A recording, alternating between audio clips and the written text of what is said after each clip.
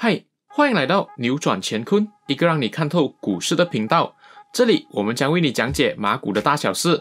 上一支影片我们做了 K-Power 的分析，介绍了它在2021年疯狂的涨势，反应非常不错。那么今天我们就来说说这一家 IPO 以来评价就褒贬不一的公司，而且最近它出了业绩，我们就来看看他们的表现如何。开始前，喜欢我们影片的朋友，记得订阅、点赞，并把这支影片分享出去哦。这一家公司是大家熟悉不过的公司，基本上马来西亚的任何地方你都会看到它。如果哪位观众没有见过的话，可以在留言区告诉小编。这家公司主要是卖居家用品，从原本的居家装修用品，慢慢的现在发展到了基本上任何东西都有卖的公司。没错，就是 Mr. DIY， 一家发展迅速、商店如同雨后春笋开张的一家公司。那么首先我们先来回顾他们在去年10月26号的 IPO。 当时的 IPO 他们是以1令吉60仙发行940个 million 股来筹集总值 1.5 个 billion 的资金，而当时的 IPO 941 million 股中的753 million 股是用作 offer for sale， 也就是股东把股份转让出来给一些土著、本地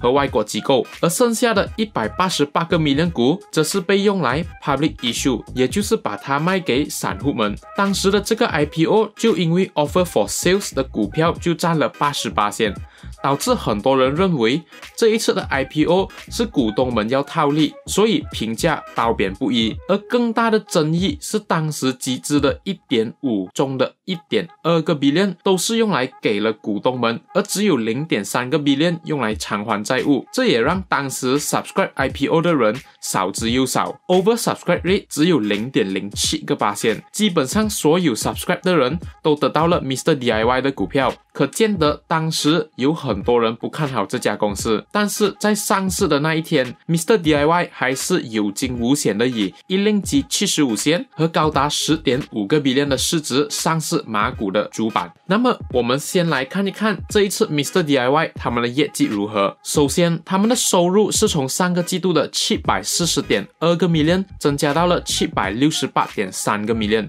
也就是 3.8% 的增幅。而盈利方面则是下滑的，从上个季度的 113.5 个 million 下滑到了 108.3 个 million， 也就是大约 4.6%。 那么这也代表了公司的净盈利率有所下滑，从原先的 15.3% 下滑到了 14.1%。 接下来我们就来看一看这一次最新季度财报的重点。但是先等等，这里小编打个小广告，如果你们是新手想要开投资户口的话，可以像小编一样跟 M+ Simpang Ampat 的 Head of Branch 佳佳开户口哦，因为最低水权只需要 0.05% 就可以开始投资你的第一支股票了，这也是业界最低的水权哦。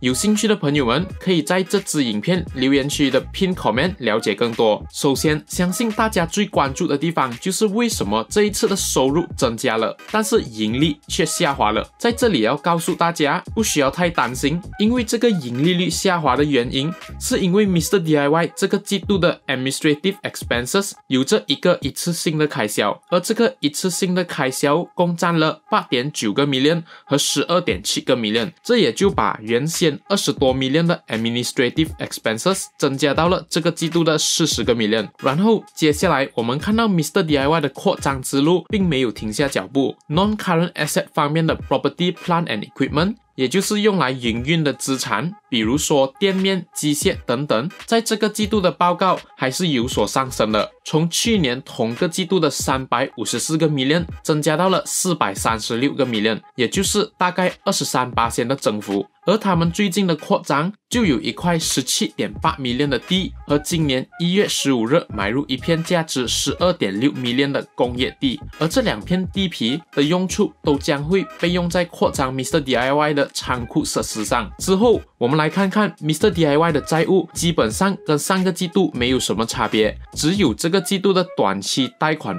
borrowings 从上个季度的536个 million 减少到了242个 million。 而在财报中公司有提到他们是用了 IPO 筹集了其中274个 million 来偿还债务。Mr. DIY 表示，这个季度的好成绩主要归功于现在平均店面的销售额增加了，而且他们也在2020年开设了多141家新店面。截至2020年12月31日 ，Mr. DIY 总共有着734家分店，真的是犹如雨后春笋。此外，这里值得一提的是，之前 IPO 的时候 ，Mr. DIY 表示他们将派出48%的 dividend payout ratio， 也就是把盈利赚到的48%作为派息。当时有很多人觉得，一家负债那么高的公司，真的可以派出那么高的 payout ratio 吗？似乎不符合 Mr. DIY 以扩张为主的方向。但是在这个季度 ，Mr. DIY 还是兑现了他的承诺，派发了 0.7 cent 的股息，这也就是1令吉27仙每股盈利的48%。接下来，我们来谈谈看似美好的 Mr. DIY 到底存在什么样的风险呢？首先，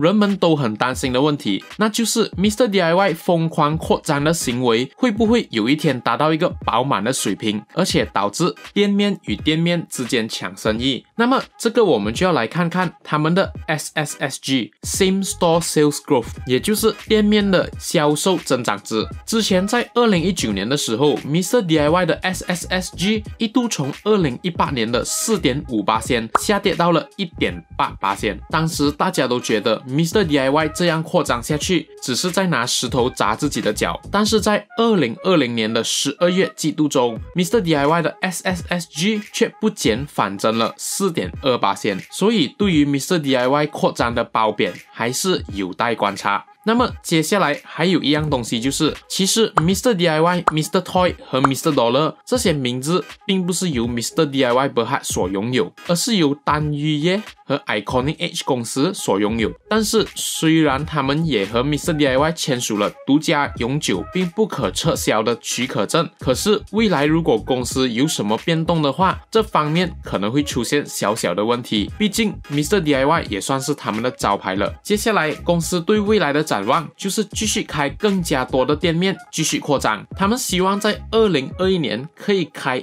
175家的 Mr. DIY、Mr. Toy 和 Mr. Dollar。此外，他们的网上平台也加以巩固了他们的品牌共鸣，让国内更多消费者一站式的购买他们的产品。之后 Mr. DIY 到底有没有被低估呢？是否现在的市场总值偏高？我们现在就来看一看他们的 PE Price to Earning Ratio 现在位于55，这个数字甚至比一些科技股还要高。当初很多人都喜欢用他们的 market cap 除以他们的店面数量来计算，现在的店面和 market cap 都增加了。我们再来算一算最新的每家店面的价值。如果用 Mr. DIY 在3令吉89仙的股价 ，market cap 就是24.4个 billion， 和他们最新拥有734家分店来计算的话，那么也就是说，现在一家店面的价值将会是在33个 million 左右。你没有听错，你家附近的那一间 Mr. DIY 市场现在给予的市场价值